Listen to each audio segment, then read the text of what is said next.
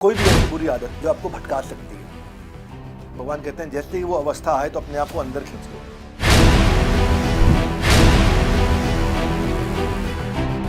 स्वामी प्रेमानंद जी महाराज कि 20 साल हो गए उनको एक बीमारी होती है पॉलीसिस्टिक किडनी डिजीज, उससे लड़ रहे हैं वो। डॉक्टर्स ने बोला बहुत साल पहले आपका देहांत हो जाएगा, पर आप कभी भी उनको दुखी देखे आज तक? कैसे देखे? इतने खुश, इतने आनंद में। वो ऊंचा रथ जो उनका श्रीमती राधा रानी से लगाव है, जो प्रेम है, वो प्रेम उनको लेके गया यहाँ तक। जिसको जितना ऊंचा सुख मिलता है वो उसके नीचे वाले उतने आसानी से छोड़ सकता है।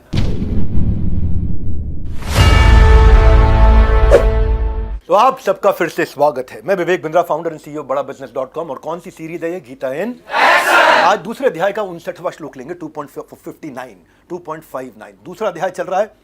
हम लगभग 108 श्लोक लेने वाले हैं इस पूरी की पूरी सीरीज में। ये हमारा 20वां या 21वां एपिसोड होगा। हर एपिसोड को आपको देखना है और सबको दिखाना है। गीता इन एक्शन में हम आपको वो वैल्यूज, वो संस्कार देते हैं जिससे आप अपने जीवन को आगे बढ़ा पाते हैं। Are you ready?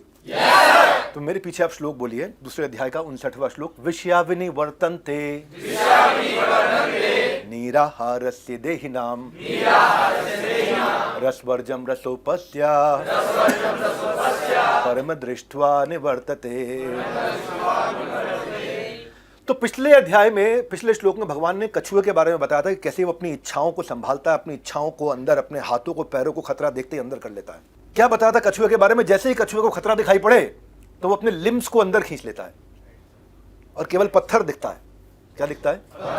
ठीक उसी प्रकार देहधारी मनुष्य से एक्सपेक्ट किया जाता है कि जब उसको इच्छाओं का, वासनाओं का, डिजायर्स का, कोई ऐसी चीज जो मेरे लिए गलत है उसको स्वीकार करने की जब इच्छा जागृत हो तो उसको भी अपनी उस इच्छा को कूर्म यानी कि कछुए की तरह अंदर खींच लेना चाहिए। अपनी इंद्रियों को इंद्रिय भोग से अलग करके अंदर खींच लेना चाहिए।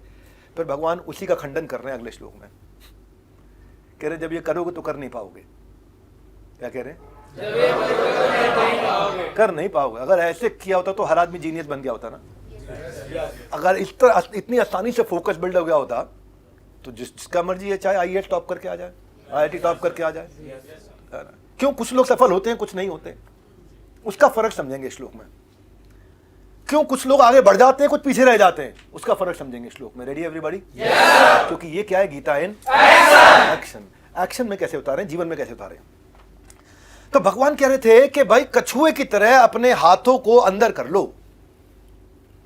अगर आपको पता है ये गोल के आपके कंट्रीब्यूट करने वाली वस्तु नहीं है, फॉर एग्जाम्पल कोई भी ऐसी बुरी आदत जो आपको भटका सकती है, भगवान कहते हैं जैसे ही वो अवस्था आए तो अपने आप को अंदर खींच लो। क्या कर लो? अंदर खींचो। लेकिन इतना आसान तो होता नहीं। अब भगवान खुद ही कह रहे हैं। भगवान क्या कह रहे हैं? विषयाविनी वर्तन्ते निराहारस्य देहिनाम। जब उस रस से अपने आप को अलग करने की कोशिश करेगा, वो इंद्रिय भोग की वस्तुओं से अपने आप को, विषय मतलब ऑब्जेक्ट, विषय मतलब ऑब्जेक्ट, विनिवर्तन्ते यानी कि उससे दूर रहने का वो अभ्यास करेगा कि मैं इस ऑब्जेक्ट से, सेंस ऑब्जेक्ट से दूर रहूं। हल्का उदाहरण लेते हैं, गोलगप्पा खाने का। मेरा पहले बहुत मन करता था, मेरा फेवरेट होता था गोलगप्पा। फिर जब मैंने सोचा कि मुझे हेल्थ को ठीक करना है और मुझे अपना वजन कम करना है तो डाइट को कंट्रोल करना था। अब जैसे ही उससे अपनी नजर को हटाओ गोलगप्पे से, लेकिन फिर से मन में तो है ना। अब मन में विषय है कि विषयों में मन है, पता ही नहीं चलता। ब्रह्मा जी से प्रश्न पूछा गया था कि विषय के अंदर मन चला गया है या विषय मेरे मन में आ चुका है। नहीं समझ में है? आ रहा है?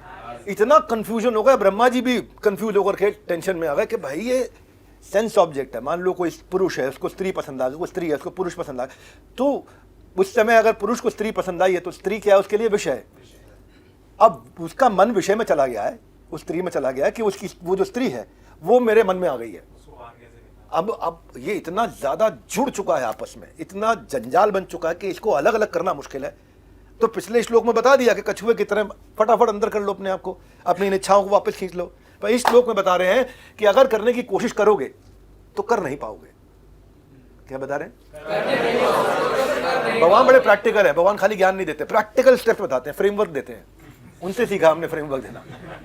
तो श्लोक पे आते हैं। श्लोक पे भगवान क्या कहते हैं? निराहारस्य। क्या कहते हैं कि जो देहवान पुरुष है उसको बचना है, अगर तो उसको ऐसे निचले रस का परित्याग करना है, अगर उसको अगर अपने हाथों को अंदर खींचना है कछुए की तरह, तो उसको पहले एक बड़ा कारण देना पड़ेगा, ऊंचा कारण देना पड़ेगा, ऊंचा रस देना पड़ेगा। रस वर्जम रसोपस्य परम दृष्ट्वा निवर्तते। जैसे ही ऊंचा रस मिला, सुनना अब समझ में आ जाएगी, अब पूरी कहानी जोड़ने वाली है, अब पूरी कहानी जोड़ने वाली है। जैसे ही ऊंचा रस मिला तो निचला रस आपको छोड़ने में तकलीफ नहीं आती।